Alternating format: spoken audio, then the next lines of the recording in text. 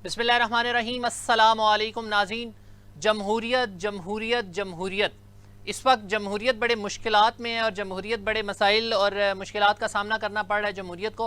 मौजूदा पाकिस्तान के हालात देखे जाएँ और अगर पिछले एक साल की बात की जाए तो ये जो पिछला एक साल का टन्योर गुजरा है, ये कोई खासा अच्छा टन्योर नहीं गुजरा। आवाम के लिए ये भी टन्योर भारी था और सियासतदानों के लिए भी ये जो एक साल का टन्योर था ये बड़ा भारी था।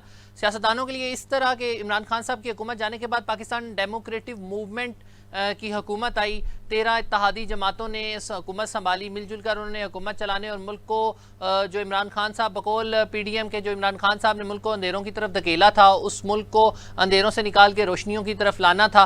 महंगाई को कम करना था, डॉलर की उड़ती परवास को कंट्रोल करना था, पेट्रोलियम मसनूआत की बढ़ती हुई कीमतों को कंट्रोल करके महंगाई के जिनको बोतल के अंदर वापस बंद करना था। लेकिन बदकिस्मती के साथ पाकिस्तान डेमोक्रेटिक मूवमेंट की हुकूमत आने के बाद ये ख्वाब धरे के धरे रह गए, क्योंकि जो उन्होंने वादे और दावे और जो प्रेस कॉन्फ्रेंस के अंदर बातें की हुई थी वो मुकम्मल तौर पर उस पर अमल दरामद करने में नाकाम रहे। ना सिर्फ नाकाम रहे बल्कि वो अपनी पॉलिसीज़ को अपनी मौजूदा पॉलिसीज़ को भी पाकिस्तान तहरीक इंसाफ की पॉलिसीज़ के साथ अटैच करके यही बताते रहे कि मुल्क के अंदर जो अभी मुल्की हालात हैं और मुश्किलात का जो सामना करना पड़ रहा है ये पाकिस्तान तहरीक इंसाफ के IMF के साथ किए गए मुआहिदे की वजह से हैं।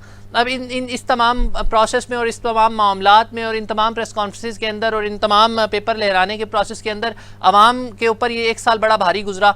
अब बात करेंगे सियासतदानों के ऊपर ये भारी किस तरह गुजरा। सियासतदानों की अगर बात की जाए तो ख़ास तौर पर पाकिस्तान तहरीक इंसाफ की जमात और इसके जमात के लीडरान के ऊपर ये साल बड़ा भारी गुजरा।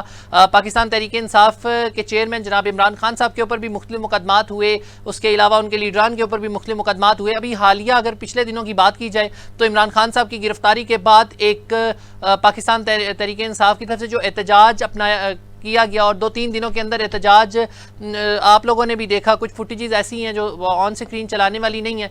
कहा यह जा रहा है कि पाकिस्तान तहरीक इंसाफ की हुकूमत ने अहम तनसीबात के ऊपर, अहम हसास तनसीबात के ऊपर हमला किया है, हमला करवाया है और उसका आज एक मुकदमा भी दर्ज हो गया इमरान खान साहब के ऊपर और कहा जा रहा है कि फ़ौजी कार्रवाई की जाएगी, फ़ौजी अदालतों के अंदर मुकदमात चलाए जाएंगे।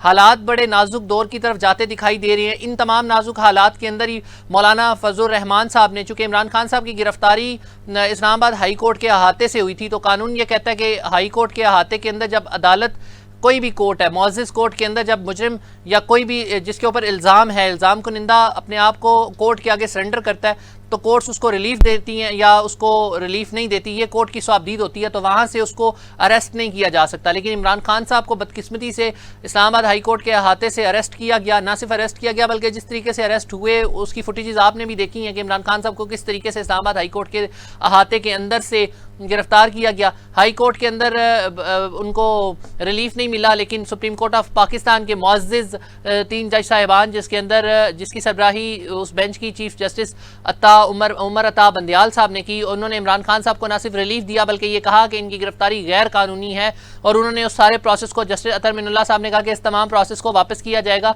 रिवर्ट बैक किया जाएगा। इमरान खान साहब की रिहाई मुमकिन हुई। इमरान खान साहब की रिहाई के बाद पाकिस्तान डेमोक्रेटिक मूवमेंट ने जो रिएक्शन दिया वो रिएक्शन बड़ा ख़तरनाक था। मौलाना फजलुर रहमान साहब ने, चूँकि वो PDM जमातों के सरबराह हैं, 13 इत्तेहादी जमातों के सरबराही उन्हीं के पास है, उन्होंने कल सुप्रीम कोर्ट ऑफ पाकिस्तान मुअज़्ज़िज़ अदालत, पाकिस्तान की सबसे बड़ी अदालत supreme court of Pakistan, Pakistan की सुप्रीम कोर्ट के बाहर धरने का ऐलान किया है और उन्होंने कहा है कि ये धरना तब तक जारी रहेगा जब तक मुअज़्ज़िज़ chief justice of Pakistan justice Umar Ata Bandial साहब इस्तीफ़ा नहीं देते। हालात किस तरफ जा रही हैं, क्योंकि पाकिस्तान इस वक्त इकॉनमी की सूरत हाल देखी जाए तो इस तरह के एहतजाज और धरने किसी भी सूरत में ना तो जमहूरियत के लिए फ़ायदा है और फ़ायदामंद है और ना ही पाकिस्तान की इकॉनमी के लिए फ़ायदामंद है। आने वाले दिनों में हालात किस तरफ जाएंगे, क्योंकि अगर मौलाना फजलुर रहमान साहब, जिस तरह उनकी जानिब से दावा किया जा रहा है कि 1 लाख अफराद का समुंदर सुप्रीम कोर्ट ऑफ पाकिस्तान के सामने धरना देगा, तो अगर धरना देगा इतना बड़ा मजमा आकर सुप्रीम कोर्ट के सामने बैठ जाता है तो हालात किस तरफ जाएंगे और क्या मौजूदा हुकूमत और इस्लामाबाद पुलिस उनको सुप्रीम कोर्ट ऑफ पाकिस्तान के बाहर जाने की इजाज़त देगी या नहीं। इस सब पर बात करने के लिए आज प्रोग्राम के अंदर खुसूसी तौर पर हमने दावत दी है इंजीनियर चौधरी मोहम्मद इफ्तिखार साहब। पाकिस्तान तहरीक इंसाफ के सीनियर रहनुमाओं में इनका शुमार होता है। पाकिस्तान तहरीक इंसाफ की जमात के इब्तदाई दिनों से लेकर आज के टाइम तक ये हर मुश्किल और आसान वक्त में चेयरमैन पीटीआई जनाब इमरान खान साहब के साथ रहे हैं। इमरान खान साहब के दरीना दोस्त हैं जी। Welcome to program sir. Thank you very much, बहुत शुक्रिया, माशाल्लाह बहुत ही इंट्रो चौधरी साहब आपने कराया। हालात किस तरफ जा रहे हैं? सुप्रीम कोर्ट ऑफ पाकिस्तान की सबसे बड़ी सुप्रीम अदालत, उसके बाहर धरने का ऐलान कर दिया गया पाकिस्तान डेमोक्रेटिक मूवमेंट की जानिब से, और सुनने में ये आ रहा है कि पीडीएम की तमाम जमातें उसके अंदर शरीक होंगी। तो अगर पीडीएम जाती है अपनी हुकूमत होते हुए, क्या ये एहतजाज करेंगे तो इनको फैसिलिटेशन मिलेगी? और कितना खतरनाक देख रहे हैं आने वाले दिनों में इस एहतजाज को?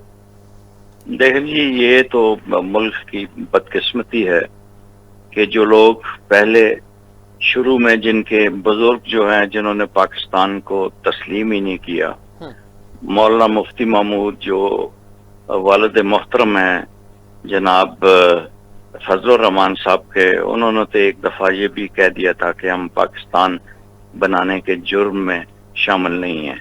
फिर जुल्फकार अली भुट्टो ने उनकी इन्हीं आदतों की वजह से उन्हें सार्जेंट एट आर्म्स बुलवा के असेंबली से बाहर फेंकवा दिया था।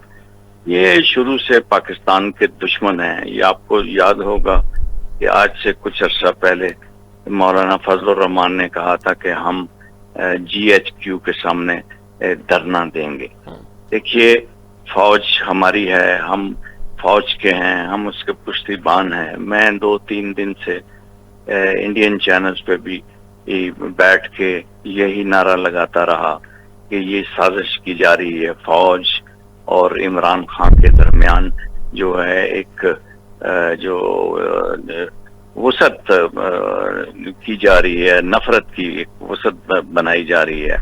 अब आपको पता है कि कितने गैर कानूनी तौर पे ये काम कर रहे हैं।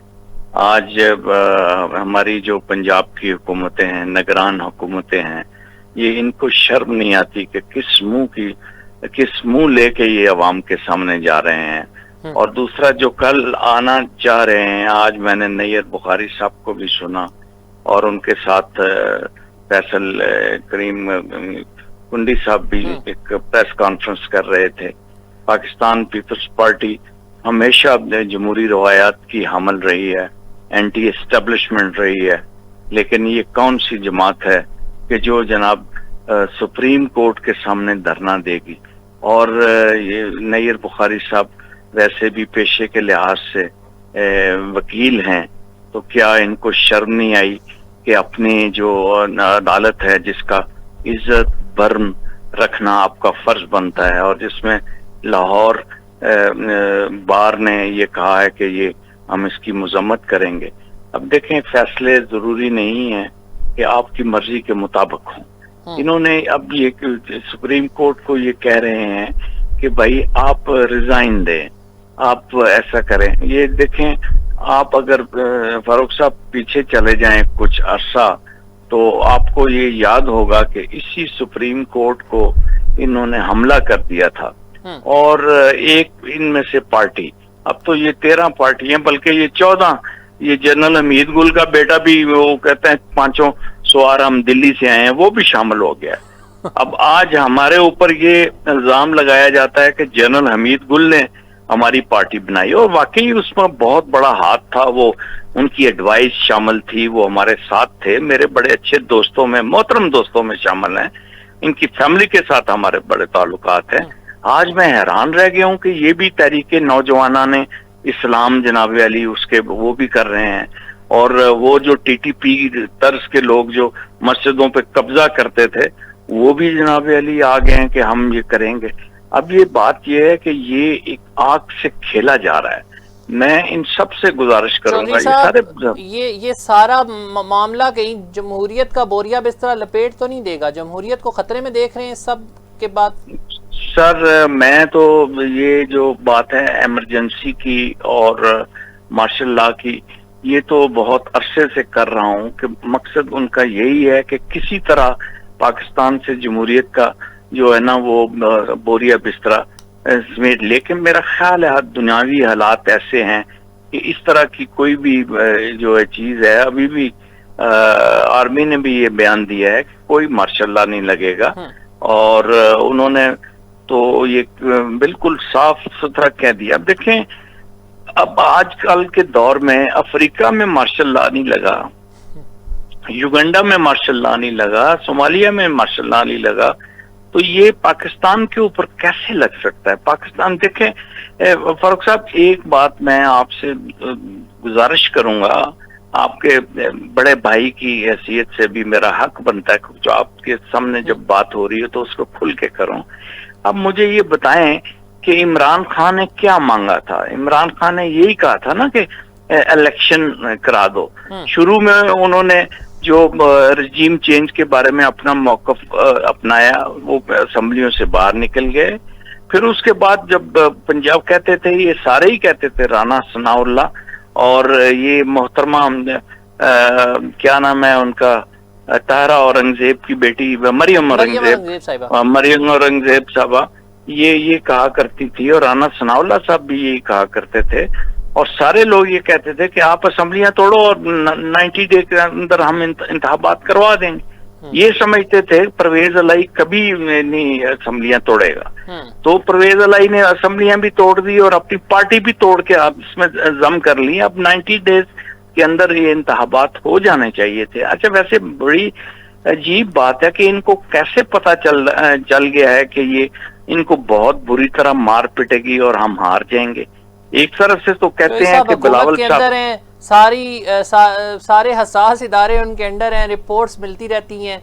अगर आपके और मेरे पास इतलात हैं तो जाहिर बात है मुल्क के सरबराह उनके पास ज़्यादा इतलात है, और उनको ये पता है कि मौजूदा अगर हालात हों तो मामलात गड़बड़ हैं, हुकूमत की फेवर में हालात नहीं है। खुद उनके मिनिस्टर साहिबान ये कहते हैं कि अगर हम उस टाइम इलेक्शन करवा देते तो शायद पाकिस्तान तहरीक इंसाफ की पॉपुलैरिटी जो आज है, इतनी पॉपुलैरिटी उसकी उस टाइम पे ना होती। हाँ, तो करा देते ना। आखिर हमें तो बिल्कुल इन्होंने हमारे बाजू काट के तो उठा के फेंक दिया था, हमारी हुकूमत इन्होंने कर दी थी। वो खालिद मकबूल सिद्दीकी, सारी क़ियादत आपकी जेल में है। तकरीबन हाई प्रोफाइल जितने भी आपके साबका मिनिस्टर साहिबान हो गए या आपकी कोर कमेटी के मैक्सिमम मेंबरान तो जेल के अंदर हैं। कुछ जेल काट के आई हैं, लेकिन अभी अमनो अमान के वो उसके क़याम के अमल में उन्होंने काफ़ी सारे आपके लीडरान को अंदर कर दिया है। मौजूदा सूरत हाल में क्या देख रहे हैं? पार्टी कमज़ोर हो जाएगी, और अभी आपके ऊपर FIRs भी धड़ोधड़ हो रही हैं आपकी पार्टी के ऊपर। कैसे फेस करेंगे इन FIRs को, और कैसे आप अपने लीडरान, क्योंकि आपके लीडरान अगर अंदर हैं तो बयानिया जो इमरान खान साहब का समझ नहीं रहे हैं कि ये बयानिया दब जाएगा कहीं ना कहीं। फारूक साहब, अब एक मैं बड़ी इंपॉर्टेंट बात करना चाहता हूँ, वो आप बिल्कुल समझ लें कि ब्रेकिंग न्यूज है आपके साथ। क्या पार्टी के दूसरे जो लीडर हैं उनकी वैल्यू क्या है? कौन है जो पार्टी का अपने इमरान खान के बाद जो है वो अपने आप को कहेगा मैं फने खान हूं, मेरी बात सुनते हैं? और सर, ये सारे ही कारकुन हैं, इनके ओहदे बेशक कुछ हो जाए, कोई बन जाए, कोई शुमाली पंजाब, कोई जनूबी पंजाब, कोई सेंट्रल पंजाब को फलाना बन जाए, ये ओहदे जरूर हैं। कल आपको नहीं पता कि सड़कों के ऊपर सवाल ही पैदा नहीं होता, इन लोगों की वजह से लोग बाहर आए हों। इनसे तो लोग नफरत करते हैं, पार्टी के लोग हमारे। हाँ, सही है। पार्टी के कारकुन नफरत करते हैं। मैंने पार्टी को ये कहा था, मेरी बात भी नहीं सुनते इमरान खान, किसी हद तक शुरू में एग्री हो। मैंने कहा था कि इनको मत टिकट दो, जिन लोगों को हमने तीसरी बार टिकट दे के असेंबली में लाया वो इलेक्टेबल बन जाएंगे।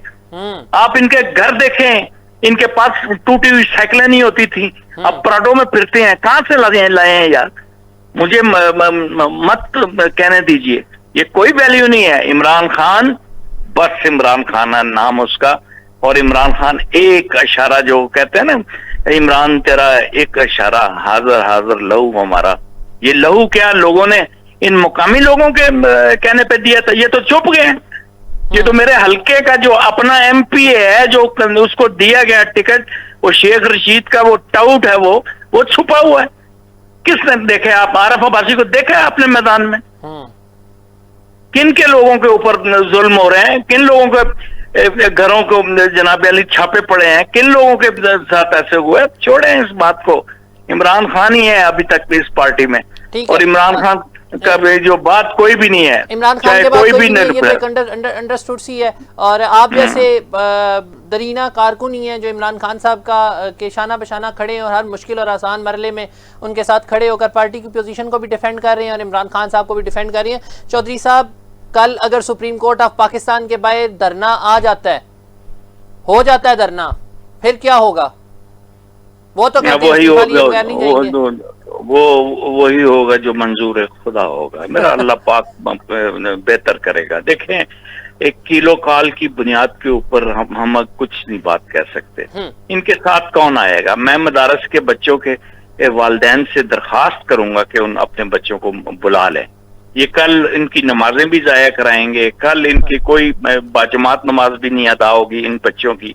इन बच्चों ने, बेचारे गरीब के बच्चे होते हैं, हजारा से, मानसेरा से, मेरे हरीपुर से, इधर दूर दराज से आए होते हैं, रोटी मिलती नहीं उनको। वो कहते हैं कि बच्चे खुदकुशी करने की बजाय हम इसको कुरान पाक का हाफिज बना रहे हैं। इतने मासूम लोगों को न करें, इनके साथ ये गद्दारी न करें। मैं लोगों को कहता हूँ कि इनके साथ ना खेलें। आप कह रहे हैं मदारिस के बच्चे, वो कह रहे हैं पाकिस्तान की आवाम निकल रही है, पाकिस्तान की आवाम आ रही है। सर, पाकिस्तान की आवाम ये था कि बकर के वो जो इलेक्शन था उसमें 313 वोट पीपल पार्टी को मिले थे। हाँ। और जीतने वाला जो 36,000 ले गया था।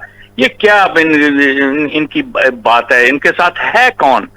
ये पूछे से आप, ये जो सीट अपनी आपके गुजर खां की एक सीट इनको मिली है, वो किसी वजह से आपको पता ही है कितना पैसा लगता है और किस तरह ये जीतते हैं। बाकी कौन है इनके साथ? सर, वो कमरजुमान कारा भी हारा हुआ, ये सारे चले हुए कारतूस हैं, इनकी कोई वैल्यू नहीं है। आप मुझे बताएं, इस रावलपिंडी में की गई थी, हम इलेक्शन में गए थे, ये सिलेक्शन के जरिए हुकूमत आई है और हमें मात दी गई है। हाँ, ये तो बड़ी बात है। फिर तो हम बात करेंगे यूब खां की सिलेक्शन की बात, वो जुल्फकार अली भुट्टो था। अगर जियाउल हक की सिलेक्शन की बात तो हम उसकी बात करेंगे, नवाज शरीफ था। हाँ। अगर हम इनकी बात करते हैं तो बेनजीर को किसने किया और नसीरुल्लाह बाबर किसके साथ था, और सारी ये चीजें ये इल्जाम लगाते हैं। आप रहते हैं गुजर खान में या इसी इलाके को जानते हैं कि कौन लोग वहां पे जीते हैं। अब आपके 2 कौमी सूबाई असम्बली की सीटें चौधरी साजिद महमूद और चौधरी जावेद कौसर वो जीत गए हैं। ये बड़ी एक सीट थी, वो जाहिर है उन्होंने आना था, कोई एक ना एक बंदा तो भेजना ही था, मुंह मथे वाला। तो कोई पीपल पार्टी तो कोई चीज ही नहीं है। ये सारे बिल्कुल, मैं समझता हूँ कि इनको वो फिर मैं एक बात कहता हूँ, वो चले हुए कारतूस हैं। ये क्या चीज है? कोई बाकी रही उधर सिंध में थोड़ी बहुत है, वो भी खत्म हो जाएगी। अगर इमरान खान थोड़ी सी तवज्जो देते सिंध के ऊपर तो अल्लाह के फजल करम से वहां भी पाकिस्तान तहरीक इंसाफ एक इम्पॉर्टेंट चीज आखिर में बता दें, कंटेम्प्ट ऑफ कोर्ट की मुअज़्ज़िज़ अदालत की जानिब से कार्रवाई का आगाज कल 11 बजे हो जाएगा। मुअज़्ज़िज़ अदालत, पाकिस्तान की सबसे बड़ी अदालत सुप्रीम कोर्ट ऑफ पाकिस्तान तौहीन अदालत की कार्रवाई स्टार्ट करने लगी है। किस किस को घर जाता देख रहे हैं आप? सर, तौहीन अदालत की ये आपका सबसे बड़े जो है मतलब छोटे भाईजान ये जाएंगे जनाब अली। और आप कह रही हैं जाएंगे, वो तो बयान आ गया, उन्होंने कहा अगर कंटेम्प्ट ऑफ कोर्ट से वज़ीर-ए-आज़म को घर भेजने की कोशिश की गई तो पार्लियामेंट सीसा पलाई दीवार बनकर खड़ी होगी और डिफेंड करेगी अपने प्राइम मिनिस्टर को। और सर वो सुप्रीम कोर्ट, एक्चुअली बात ये है फारूक साहब, सुप्रीम कोर्ट के पास बहुत बड़ी ताकत है। सुप्रीम कोर्ट ने एक बहुत साबित किया हुआ है, जुल्फकार अली भुट्टो को सजा दे के उसने साबित किया हुआ वो ताकत है। ये क्या करेंगे? अगर फॉर एग्जाम्पल अगर इमरान खान ये कह दें कि सोमवार वाले दिन ये आए और मंगल वाले दिन वो लोगों को बुला ले, तो इनकी क्या हैसियत रहेगी? यही है, फिर ऐसी बात नहीं करनी चाहिए। कानून को मानना चाहिए, जो हो गया वो हो गया। बाकी इनके मुकद्दर में जो जेल साजी है वो थोड़े दिन लगा लेंगे, अब अपना करना चाहते हैं। काश कि ये कभी उस तरफ जाते। ये मेरे सामने रोया करते थे, ये जो सरूर पैलेस में रोया करते थे दोनों भाई, और छोटा भाई तो बहुत रोता था। वो कहता था कि मेरा दिल करता है कि पाकिस्तान जाकर लोगों की जो मैं खिदमत करूं। आपको पता है साहिवाल से एक वो केस हुआ था, एक लड़की को अगर रेप हुआ तो उसने आवाज दी कि शहबाज शरीफ तुम किधर हो? तो इन्होंने मुझे कहा चल साहब ऐसा हो गया, ये लोग मुझे इस तरह याद कर रहे हैं। उस लड़की को 50,000 रुपए इन्होंने राशिद भट्ट के थ्रू में भिजवाया। ये सारे रोते थे। मैं इनको यही कहता हूं कि खुदा के लिए तो वो वक्त याद करो। मैं आपका साथी हूं, मैं 71 दिन आपके लिए जेल में रहा। आप शेर लिखवाते थे मुझसे कि जुल्म बच्चे जन रहा है, कूचा हो बाजार में, अब अदल को भी साहब औलाद होना चाहिए, और पता नहीं क्या क्या हवा ही ऐसी चली है। हर एक सोचता है तमाम शहर जले, एक मेरा घर ना जले। लिखते थे अपने हाथों से। वाह वाह चौधरी साहब, ये बड़ा जबरदस्त आपने शेर कहा। फिर ये 2002 की बात है, एक की बात है, ओबराय होटल में मियां नवाज शरीफ ने कहा सामने बैठ के, मैं हल्फन कहता हूं, अपने बच्चों की कसम खा के कहता हूं कि इस फौज को पता चौक में उतार के ये कर लेना चाहिए फलाना कर। मैं कह मियां साहब, एक हवलदार नहीं काबू आता, आप पूरी फौज को क्यों गाली देते? इनको समझाने वाला कोई नहीं है। इन लोगों के दाएं बाएं सारे चापलूस हैं। ये चापलूस समझाते नहीं है इनको कोई। सच क्या है? उस वक्त ये कहते थे वाह वाह चौधरी साहब, आपने बड़ी अच्छी बात कर ली। और फिर मुझे जब मैं बंद हुआ तो मुझे ज़ाहिर है जनरल दुरानी था, मुशर्रफ का दौर था, वो बंद कर दिया। 71 दिन जेल रहा। मुझे लोगों ने कहा भी कि आप माफी मांग के निकल जाएं। हम कहाँ माफी मांगने वाले थे, हम तो पूरे दिन के पैदा हुए थे और पूरे दिन पूरे करके वापस आए। पूछ लीजिए, इन सबसे ही पूछ लीजिए, कोई भी कहेगा। एहसन इकबाल से पूछिए कि इफ्तिखार चौधरी ने क्या किरदार अदा किया। और किसी और आपका है, कुछ एलिजा भट्ट है, अब कैप्टन सफदर है, खुद मियां नवाज शरीफ, खुद शहबाज शरीफ। सर हम पाकिस्तान की जमहूरियत के लिए सुने, और उस वक्त हम जेल काटी इनकी वजह से। और आज मैं घर से दर बदर होके दूसरे घरों में बैठ के आपके टेलीफोन पे में बात कर रहा हूँ। क्या बात है? हमारा तो वो दिन भी बुरे थे और हमारे ये दिन भी बुरे हैं। हम क्या है, हम किस चीज के हैं? अगर खुदा न खासा मेरा हार्ट का ऑपरेशन ना होता, मेरा सीना चीर के उन्होंने मुझे ऑपरेशन किया और मेरा बहुत सख्त ऑपरेशन हुआ, तो मैं आपको रोड पे नजर आता। लेकिन मैंने एक रास्ता अपनाया है, एक बातचीत का, एक प्यार मोहब्बत से बात करने का। इंडियन चैनल पे खड़े होकर मैंने कहा जनरल बख्शी को, खुदा की कसम हम सारे मिलके जो है ना फौज के साथ खड़े होकर तुम्हें शिकस्त देने के लिए तैयार हैं। अर्नब गोस्वामी को कहा कि तुम लिखते हो shame on Pakistan army, shame on you, we are united. अब ये चीज समझ आनी चाहिए कि कौन मेरे साथ है, कौन हमारा साथी है और कौन हमारा दुश्मन है। ऐसा ही है। ये क्या तमाशा चल रहा है कि ये एक दिन से चला रहे हैं, पूरे 2-3 दिन से चला रहे हैं कि ये आग लगी। आज मेरा एक कॉलम पढ़े, आपको भेजा है मैंने साजिश के अनुवाद से। आपने अपने कॉलम के अंदर बड़ी डिटेल से इन तमाम हालात और मामलात के ऊपर बेहतरीन और गहरी रोशनी डाली है। चौधरी साहब, आपका बहुत शुक्रिया, आपने अपना कीमती वक्त हमें दिया। और आप जैसे ही वर्कर और आप जैसे ही लोग होते हैं जो पार्टी के लिए बैकबोन साबित होते हैं, और हर मुश्किल, हमने वो टाइम देखा कि आप हर मुश्किल हालात में भी और हर आसान हालात में भी पाकिस्तान की सब इस टाइम एक सियासी बड़ी जमात है पाकिस्तान तहरीक इंसाफ, उसके साथ डट कर खड़े रहे, उसके चेयरमैन के साथ डट कर खड़े रहे और आपने हक अदा किया। जिस तरह एक वर्कर और कारकुन का हक होता है, आपने उस हक से भी बढ़कर अदा किया। ये हमारा हक है जी, हमने अपने हक अदा किया, कोई एहसान नहीं किया। ऐसा ही है चौधरी साहब। हमेशा मुखलिस और दरीना कारकुन वही होते हैं जो अपनी पार्टी के साथ मुखलिस होकर खड़े होते हैं और उसके ऊपर वो कोई एहसान या वो जतला नहीं रहे होते। हमने हमेशा जब भी आपको देखा, आपने आज इसी से इनकसारी से कहा कि मेरा जिस तरह अभी आपने बात की कि हमने हक अदा किया, हमारा काम था, हमने हक अदा किया। इस तरह लीडरान को भी चाहिए कि वो अपने ऐसे एक वर्कर और कारकुनान का साथ दें, क्योंकि यही वही मुखलिस लोग होते हैं जो आपके हमेशा आसान और मुश्किल हालात में खड़े होकर आपको अच्छे मशवरे देते हैं, और आपके इन्हीं अच्छे मशवरों की वजह से आपकी पार्टी को मजबूत और मुस्तहकम रखा जा सकता है। बहुत शुक्रिया चौधरी साहब, आपने अपना कीमती वक्त निकाला हमारे लिए। नाज़रीन, मुल्क के हालात इस वक्त आपके सामने हैं। मुल्क इंतहाई नाजुक दौर से गुजर रहा है। सुप्रीम कोर्ट ऑफ पाकिस्तान ने कंटेम्प्ट ऑफ कोर्ट की कार्रवाई शुरू की है। कंटेम्प्ट ऑफ कोर्ट की कार्रवाई कहाँ तक जाएगी, ये हालात कहाँ तक जाएंगे? चलते हैं एक छोटे से ब्रेक की जानिब। जब ब्रेक से वापस आएंगे तो हमारे साथ senior anchor person Kashif Bashir Khan साहब मौजूद होंगे, उनसे उनकी राय लेंगे।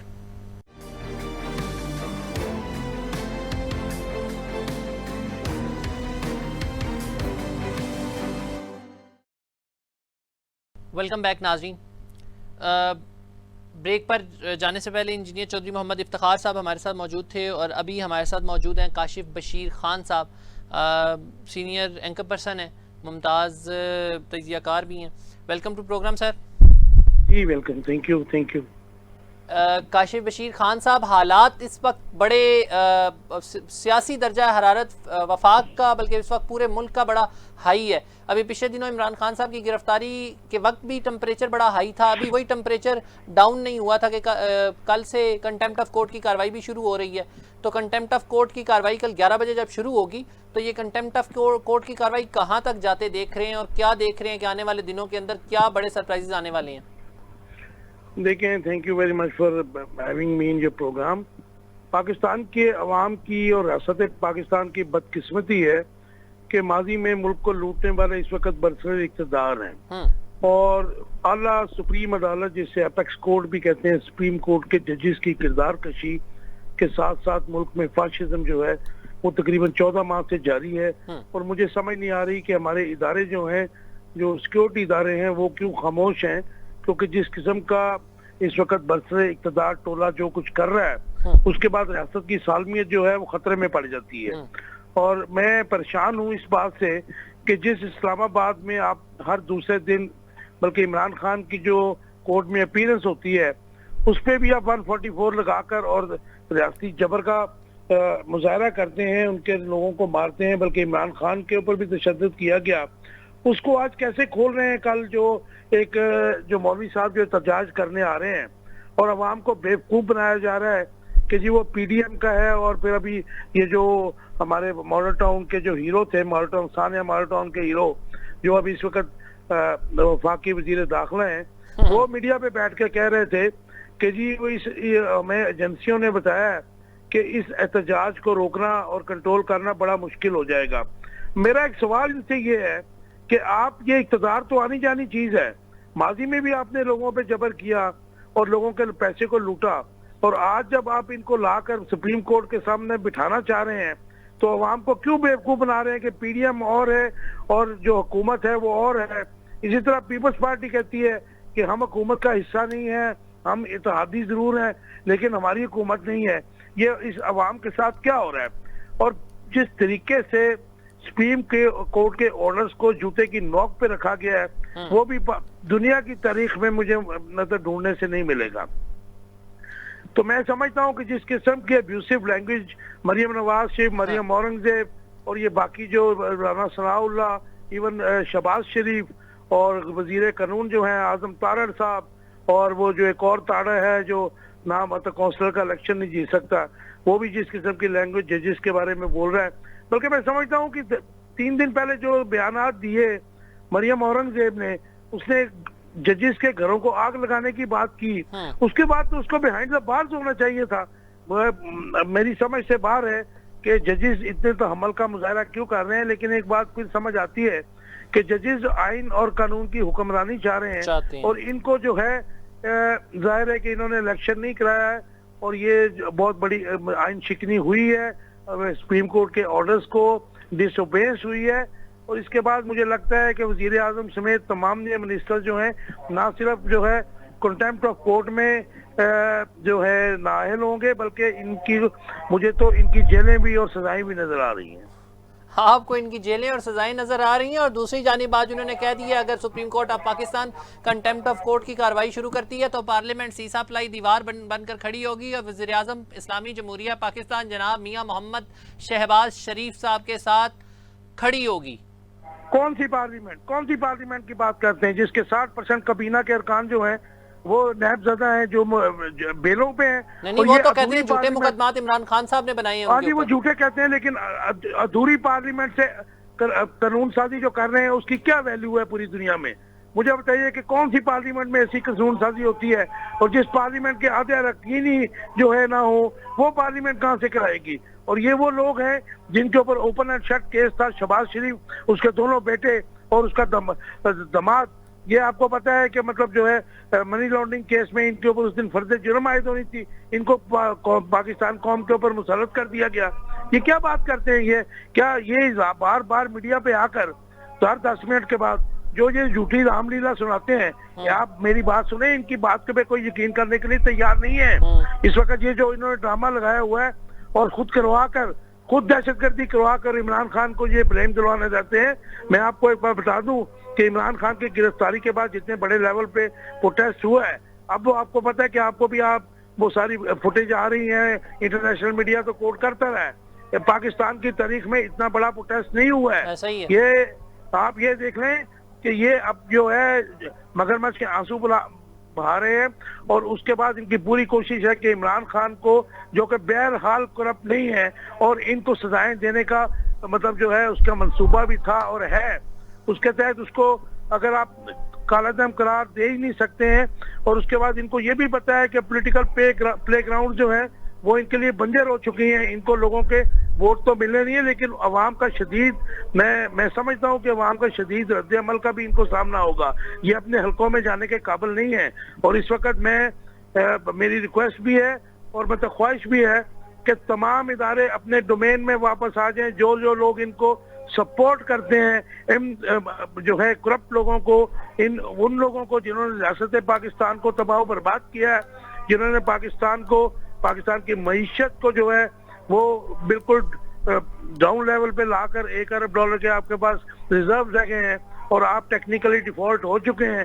उसके बाद भी जिस किस्म की फाशिज्म हो रही है, तो ये वक्त एक जैसे नहीं रहते हैं। और ये मैं देख रहा हूँ कि आने वाले दिनों में, आने वाले महीनों में ये सब जेलों में होंगे इंशाल्लाह। काशिफ साहब, सरप्राइज आएगा सुप्रीम कोर्ट ऑफ पाकिस्तान की जानिब से? अरे भाई, सरप्राइज नहीं आएगा, रूल ऑफ लॉ आएगा, रूल ऑफ कॉन्स्टिट्यूशन आएगा। मैं आपको ये बता रहा हूँ कि सुप्रीम कोर्ट अपने किए हुए डिसीजन से वापस कैसे जा सकती है। आप जितने मर्जी मौलवी ला के बिठा दें, आप जितनी मर्जी वहाँ पे, क्योंकि नून लीग की हिस्ट्री है कि जैसे सजाद अली शाह की कोर्ट पे भी हमला किया था, और वही इस्लामाबाद जिसमें आप मतलब रियासती तशद्दुद करते हैं, रियासती जबर करते हैं, लोगों को सीधी गोलियां मारते हैं, इसमें आपने एक ऐसे शख्स को अपने आगे लगाया है, अलाउ किया है कि जो कि पार्लियामेंट में जिसकी रिप्रेजेंटेशन नहीं है, जो अपने आबाई हलकों से भी बहुत बुरी तरह जलील होकर हारा हुआ है। मैं मौलाना फजल रहमान की बात कर रहा हूँ। आज आप उसको लाके उसको वहाँ बिठाकर और आप अंडर प्रेशर करना चाहते हैं अपेक्स कोर्ट को। मैं नहीं समझता कि सुप्रीम कोर्ट इनके किसी भी उसमें आएगी, इनके किसी दबाव में आएगी। ये तो अभी जरा ना इसके ऊपर भी बात करते हैं, मौलाना फजल रहमान साहब के एहतजाज के ऊपर। काशिफ साहब, थोड़ी सी टेक्निकल राय दे दें कि मरियम नवाज शरीफ साहिबा भी शामिल होंगी उसमें, और पीपल्स पार्टी ने भी कह दिया हम शामिल होंगे। तो ये वो जमातें हैं जिनके काबीना के अंदर मेंबरान्स हैं। कभी आपने ऐसा देखा, या ये तारीख में पहली मिसाल होगी कि अपनी हुकूमत के अगेंस्ट आप खुद ही एहतजाज कर रहे हैं और अपनी हुकूमत में आप प्रोटेस्ट करने आ रहे हैं, अपनी हुकूमत के अगेंस्ट ही, और वफाकी दारुल हुकूमत जहाँ पे आपकी हुकूमत है, क्योंकि ये क्लेम करते हैं कि PDM की हुकूमत है, ये सारे कोलेशन पार्टनर्स हैं। फरूक भाई, अवाम को बेवकूफ बनाने के दिन लद गए। हाँ। अब आप इस वक्त जो है ये किसी के खिलाफ प्रोटेस्ट नहीं कर रहे, ये बदमाशी करना चाह रहे हैं सुप्रीम कोर्ट ऑफ पाकिस्तान के साथ। मुझे नहीं पता, आपको ज्यादा पता होगा, इस्लामाबाद में है कि कौन कौन इनके पीछे है। लेकिन जो कुछ हुआ है, जैसा रिएक्शन आया है और जो पाकिस्तान के अवाम ने अवेयरनेस दिखाई है, बहरहाल ये तो कंडेमेबल है कि आप हसासन सी बात पे जो हमले हुए वो कंडेम्नेबल है, वो नहीं होना चाहिए कोर था। कमांडर हाउस में जो हुआ है वो कंडेमेबल है। लेकिन मैं आपको बता दूं कि इसमें पंजाब की निगरान गैर आईनी हुकूमत शामिल है। ये इनका अपना किया धरा है, और इनके जो दहशतगर्द हैं, क्योंकि नून लीग के माजी गवाह है कि वो दहशतगर्दी करते रहे हैं, और वो ये इन्होंने भी अब ये की है। जिस तरह गिरफ्तारियां हो रही हैं, पाकिस्तान एक बनाना स्टेट बन चुका है, और ये सिर्फ ड्रामा कर रहे हैं, सब मिलके बदमाशी करना चाह रहे हैं सुप्रीम कोर्ट ऑफ पाकिस्तान के साथ। लेकिन एक खुशहाइन बात बहुत अच्छी है कि हमें जो नजर आ रहा था कि इन्होंने जो काम किया था, जो वर्क किया था सुप्रीम कोर्ट में बिगाड़ पैदा करने का, जो फितना फैलाया था, इन सब ने मिलके उसको डिवाइड किया था, वो डिवीजन खत्म होती नजर आ रही है जजेस की। मुझे दैट इज गुड। ये एक बड़ी न्यूज आप दे रहे हैं, ये कहा जाए तो ये ब्रेकिंग न्यूज आप दे रहे हैं, ये बड़ी इंपॉर्टेंट न्यूज आपने दी है। क्योंकि डिवीजन वो खत्म होती नजर आ रही है। एक आधा जज कोई अगर होगा डिफरेंट ओपिनियन का तो वो है, लेकिन वो डिवीजन खत्म हो गई। मैं उसका रीजन आपको बता देता हूँ कि जजेस को समझ आ गई कि अगर वो इनकी आइन की पामाली, आइन को तोड़ना और रियासती जो कवानीन है उनकी धज्जियां और आइन की धज्जियां उड़ाने को अगर वो जस्टिफाई कर देंगे, उस पर एक्शन नहीं लेंगे, तो नेक्स्ट जो है वो निशाना जजेस होंगे, सुप्रीम कोर्ट होगी। जिस तरह माजी में 1997 में सजाद अली शाह की कोर्ट में जो कुछ नवाज लीग ने किया था, वही लोग हैं, वही ख्वाजा आसिफ है, वही ख्वाजा दूसरा है, और उसके अलावा वही शहबाज शरीफ है जो पंजाब हाउस में बंदों को इकट्ठा करके और उसने हमला करवाया था सुप्रीम कोर्ट में। आज वो प्राइम मिनिस्टर है। और वही राजा और आपका राना सनाउल्लाह है कि जिसने अवाम पे तशद्दुद हमेशा किया और सारा मॉडल टाउन में लोगों को सीधी मासूम लोगों को गोलियां मार के उनका रियासती कत्ल किया था। तो मैं समझता हूं कि ये डिसाइसिव मोड है इस वक्त। आप इनकी चीखें सुने, आपको समझ आ रही है कि इनको सब समझ आ गई है, क्योंकि इन्होंने पार्लियामेंट को और उसको सामने लाके खड़ा कर दिया। एक चीज बड़ी अपने आपके व्यूवर्स को और अपने व्यूवर्स को मैं बताना चाहता हूँ कि जो पार्लियामेंट की सुपरमेसी की बात करते हैं, पार्लियामेंट हमेशा उसकी सुपरमेसी होती है ऑल ओवर द वर्ल्ड, लेकिन प्रोवाइडेड कि वो पार्लियामेंट हो, वो कंप्लीट उसका कोरम हो। और उसके साथ अगर आप पार्लियामेंट की एक और चीज मैं अपने व्यूअर्स को बताना चाह रहा हूँ कि हमेशा पूरी दुनिया की जो भी निजाम है पार्लियामानी, उसमें आइन साजी और कानून साजी हमेशा पार्लियामेंट ही किया करती है, लेकिन उसकी पिटीशन जो है थ्रू सुप्रीम कोर्ट हुआ करती है। और उस स्पेसिफिक मुल्क के जिस किस्म के भी कानून साजी हो, अगर वो वहाँ की रिवायात, आइन, कानून, बेसिक ह्यूमन राइट से मुतसादम हो, तो सुप्रीम कोर्ट जो है उसको सेट असाइड कर दिया करती है। और कभी भी, और सबसे खूबसूरत बात यह है कि जो पार्लियामेंट आइन बनाती है या कानून बनाती है, जब वो बन जाता है फिर खुद भी उसके ताबे हो जाती है, उसके अगेंस्ट नहीं चल सकती है। मादर पिदर पार्लियामेंट कहीं भी नहीं होती है। और वो स्पेशली वो पार्लियामेंट जिसपे दाग हो रजीम चेंज का, और जो अधूरी हो, और जिसमें क्रिमिनल्स बैठे हो, मैं समझ से बाहर है कि मुल्क को कहाँ ले गए हैं। और मेरे ख्याल में डिसाइसिव मोमेंट्स आ गए हैं, अवाम ने अवेयरनेस की एक वेव है। मैं फिर कहूँगा कि अगर किसी ने हमले किए हैं या तनसीबात पे किए हैं जिसके मशकूक है वो सारे, क्योंकि उसमें गवर्नमेंट खुद इन्वॉल्व है इन सारी चीजों का, क्योंकि उनका जो मोटिव है वो नजर आ रहा है कि ये सब करवा कर और उसके बाद जो है पीटीआई को दहशतगर्द तंजीम करार दिया जाए या पार्टी करार दिया जाए। मेरे लिए हैरत, वो इतना इजी नहीं है इनके लिए, क्योंकि पब्लिक फॉलोइंग बहुत ज्यादा है इमरान खान की, तहरीक इंसाफ की। और मेरे लिए हैरत का मकाम वो है कि लाहौर के कोर कमांडर हाउस के अंदर अगर लोग गए हैं तो सबसे पहले तो आईजी पंजाब को अरेस्ट करके अंदर करना चाहिए। उसके बाद उनकी फोर्सेस जो वहां पे होती हैं वो कहाँ थी। ये हो नहीं सकता कि कोर कमांडर हाउस को इतना इजी छोड़ दिया जाए कि 8, 10, 15, 20 बंदे जो है वो आराम से अंदर चले जाए। ये बिल्कुल प्लान है। राना सनाउल्लाह ठीक कहता है कि ये प्लानिंग के तहत हुआ है, लेकिन इसकी प्लानिंग कहीं और हुई है।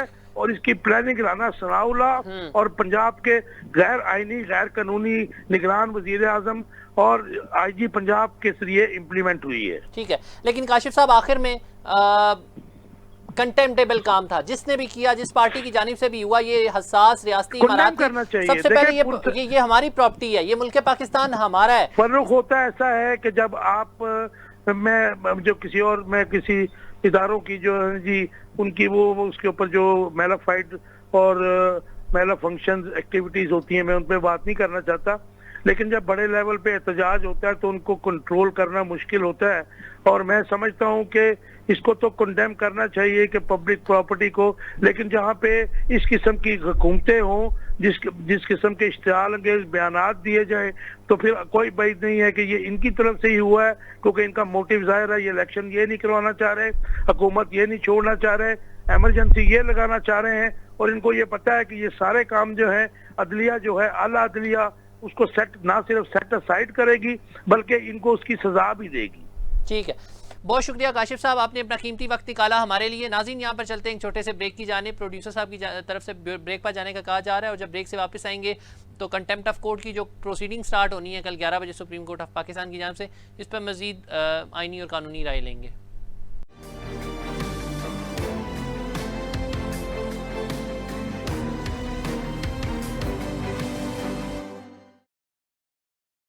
वेलकम बैक नाज़रीन।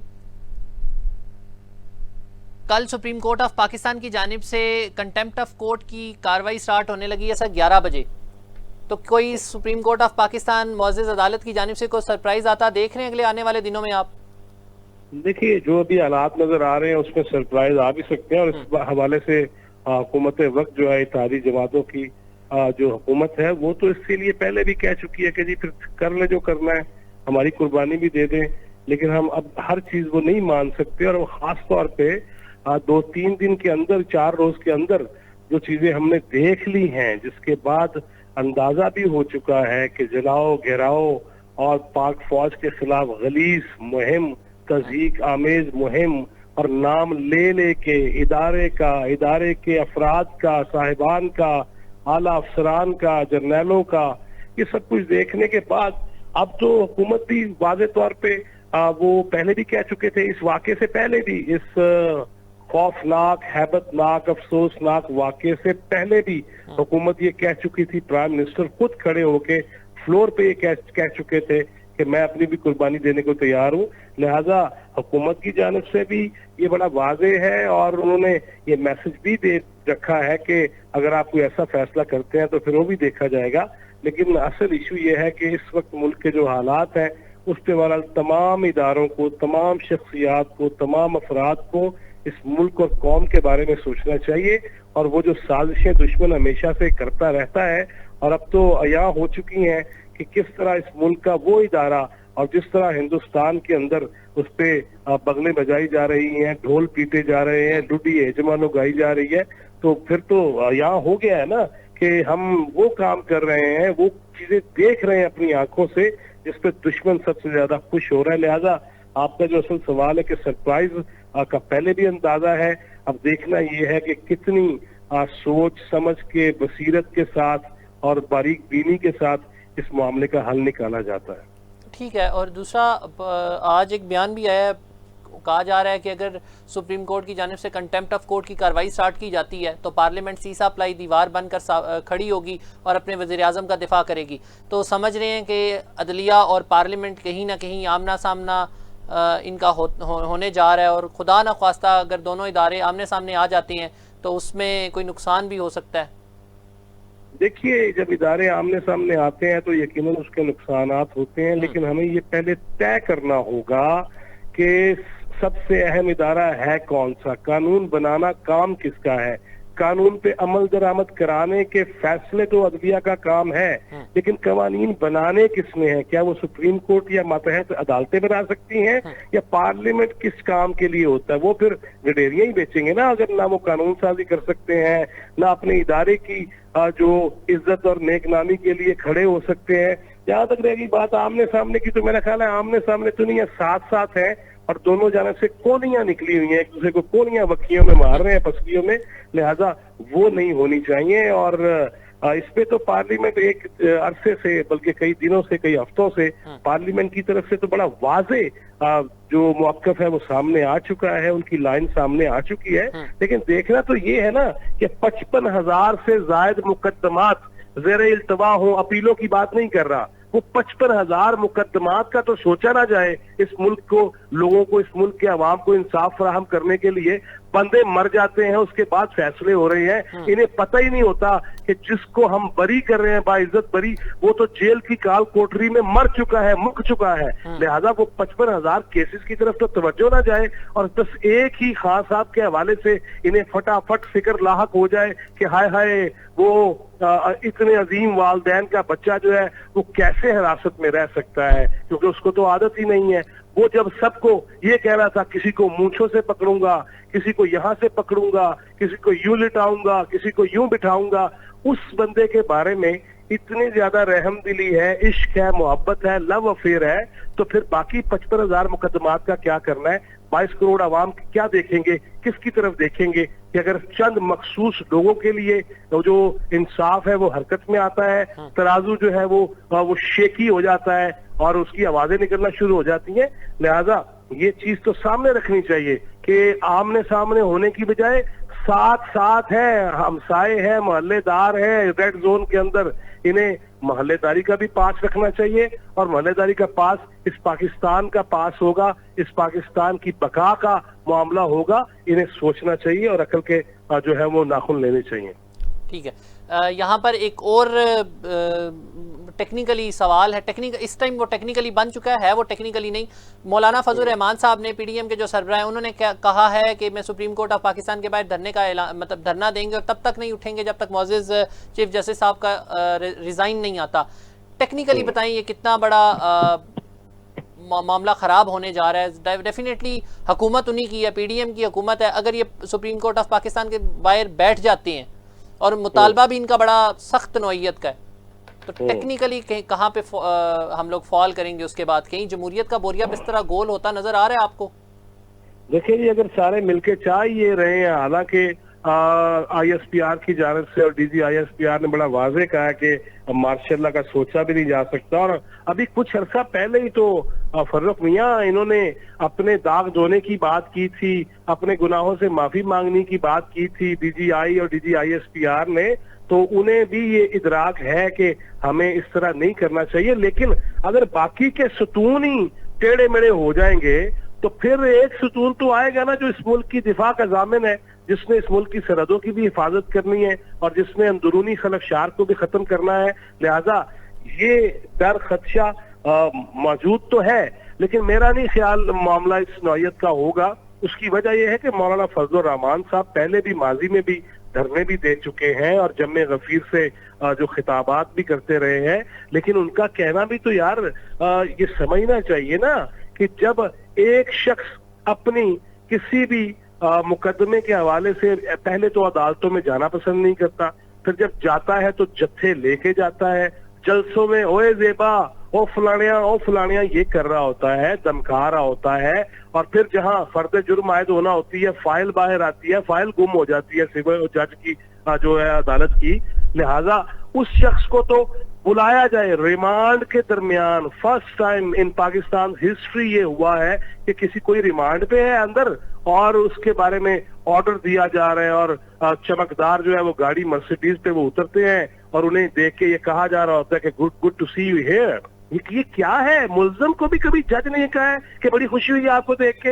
लिहाजा ये चीजें जब देखेंगे और ऐसी चीजें जब सामने होंगी तो फिर किसी भी सियासी रहनुमा या जोमा का ये किरदार तो फिर आएगा सामने कि जनाब एक तरफ ही सारा तराजू पूरे का पूरा ही 90 की 110 के जाविये से ही घुमा हुआ है। एक तरफ आपने एक शख्स को बिठा रखा है जो इस दुनिया का अजीम तर शख्स है, और बाकी उलमा हों, बाकी सियासतदान हों, सीनियर पार्लियामेंटेरियंस हों, वो आज भी मुखातब करते हुए बड़े छोटे की तमीज की ख्वाहिश रखते हों, उनको आप इस तरह लताड़ें। और एक तरफ सारी मोहब्बत जो है, यार मेरी भी शादी हुई है, मेरी बीवी भी है, मेरी सास भी है भाई, लेकिन इश्यू ये है कि इस कदर इस मनसब पे बैठ के क्यों कहते हैं कानून अंधा होता है? वो किसी प्यारे को, किसी महबूब को, किसी रिश्तेदारों के महबूब को या लीडर को वो नहीं देखता ये कि कौन है, वो देखता है कि इंसाफ का तकाजा क्या है, कानून का दायरा क्या है और उस पर अमल दरामद कैसे हो सकता है। लिहाजा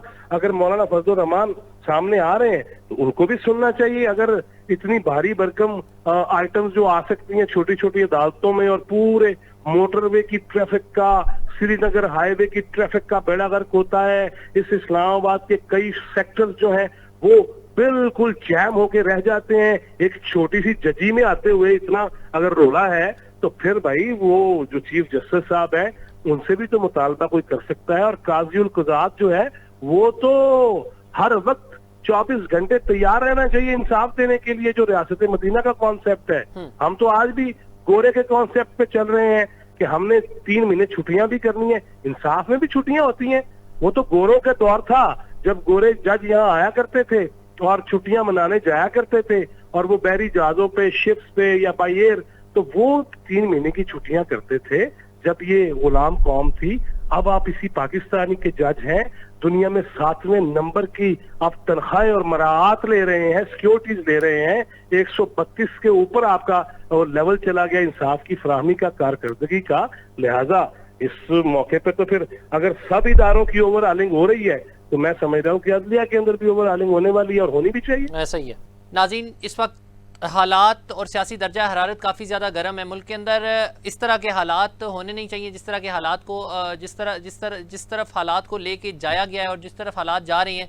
सबसे पहले हम कंटेम्प्ट करेंगे उन चीज़ों को कि जो हसास इदारों की तनसीबात के ऊपर हमला हुआ, ऐसा नहीं होना चाहिए। ये मुल्क पाकिस्तान की इमलाक हैं, हम सब मुल्क पाकिस्तान के शहरी हैं और मुल्क पाकिस्तान के शहरी होने के नाते सबसे पहली हमारी अव्वलीन जिम्मेदारी है कि हम मुल्क पाकिस्तान की चप्पे चप्पे की ना सिर्फ हिफाजत करें बल्कि उसकी इमलाक और उसकी सरकारी इमलाक और बाकी चीज़ों को भी उसी तरीके से, उसी रिस्पेक्ट से हम लोग देखें जिस रिस्पेक्ट से हम लोग अपने मामलात की तरफ देखते हैं। मुल्क पाकिस्तान सबसे पहले है। अगर मुल्क पाकिस्तान की बका होगी तो यहाँ पर मेरा भी वजूद बाकी रहेगा और आपका वजूद भी बाकी रहेगा, और इसी मुल्क पाकिस्तान की सालमियत में मेरा यहाँ पर बैठ कर बोलना भी सालमियत की वजह से है, और आप लोगों का अपने मुल्क पाकिस्तान के अंदर आज़ाद अपने मामलात को चलाना भी उसी से है।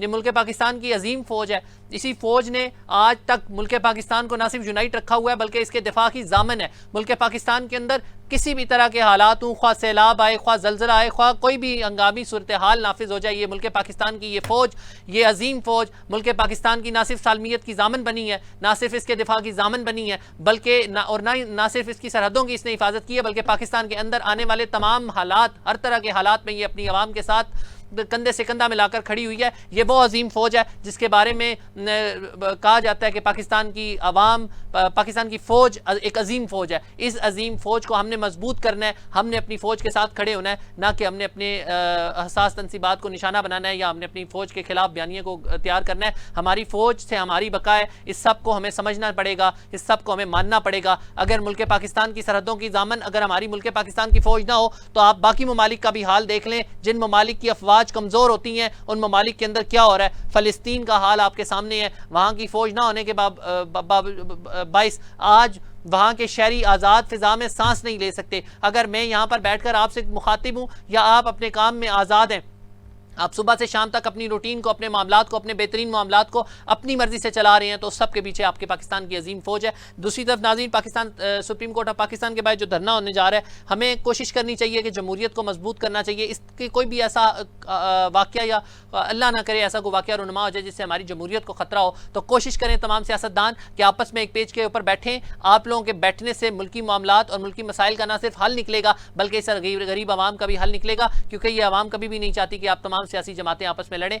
कोई भी आपका मामला, किसी भी तरह का मामला, अगर आप लोग एक कमेटी बनाकर आपस में अपने मामलात को तय करते हैं तो उससे ना सिर्फ आप लोगों के आपस के इख्तलाफात ख़त्म होंगे बल्कि मुल्क पाकिस्तान मजबूत होगा, क्योंकि हम उस पॉइंट ऑफ नो रिटर्न की तरफ जा रहे हैं। जब हम पॉइंट ऑफ नो रिटर्न पर पहुंच गए तो फिर हमारे लिए वापसी का रास्ता मुश्किल होगा। इमरान खान साहब, आपसे भी गुजारिश है और पार्लियामेंट के पाकिस्तान डेमोक्रेटिक मूवमेंट की जो बाकी इत्तेहादी जमातें, आप सबसे भी गुजारिश है, आप पाकिस्तान की सियासी जमातें हैं, आपने पाकिस्तान के अंदर सियासत करनी है, इस आवाम के लिए सोचें और इस आवाम की तरफ देख कर, मुल्क पाकिस्तान की तरफ देख कर अगर आप लड़ेंगे तो मुल्क पाकिस्तान कमज़ोर होगा। आपने मुल्क पाकिस्तान को अजीम करना है, आप लोगों ने पाकिस्तान की आवाम का मुकदमा लड़ना है, तो कोशिश करें आपस में मिल बैठ कर अपने मामलात को हल करें और आवाम को रिलीफ दें। इसी के साथ आज के इस प्रोग्राम से मुझे दीजिए इजाज़त। अल्लाह ने के बाद।